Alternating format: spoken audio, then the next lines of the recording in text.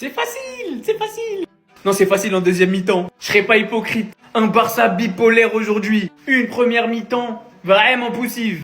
1-1 à la mi-temps. Mais alors en deuxième mi-temps, ça déroule. Ferran buteur. On reviendra sur lui qui fait pas un match extraordinaire. Mais il marque et retrouve un petit peu de confiance. Rafinha doublé. Lamine Yamal 3 fois décisif dans le match. Pau Victor avec une entrée spectaculaire.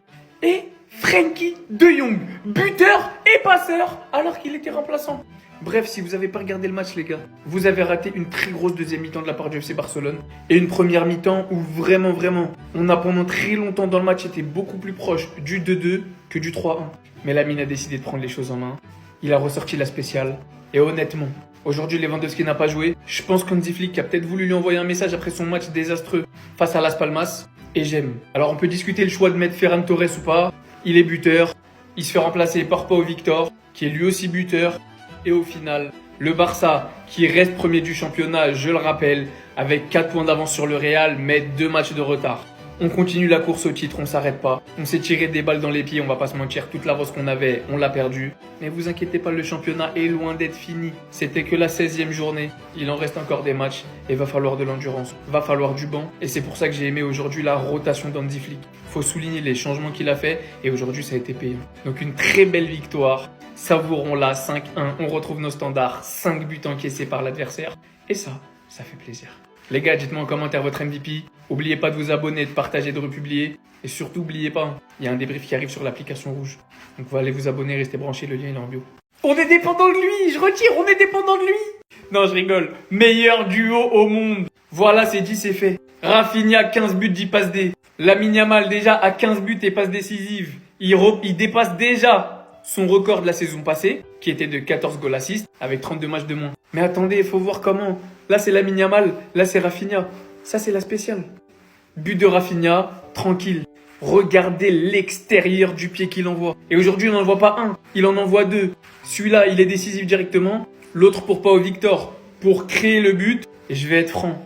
La vérité du jour me donne 100% tort. Beaucoup pensent que le Barça est dépendant de Lamine Yamal. Et peut-être que j'ai tort. Pour l'instant, je reste campé sur mes positions. Le Barça n'est pas dépendant de Lamine Yamal. Mais j'ai jamais dit que le Barça était meilleur. Attention, me faites pas dire ce que j'ai jamais dit. Mais clairement, quand il est sur le terrain, en fait, ses éclairs de génie, on peut pas s'en passer.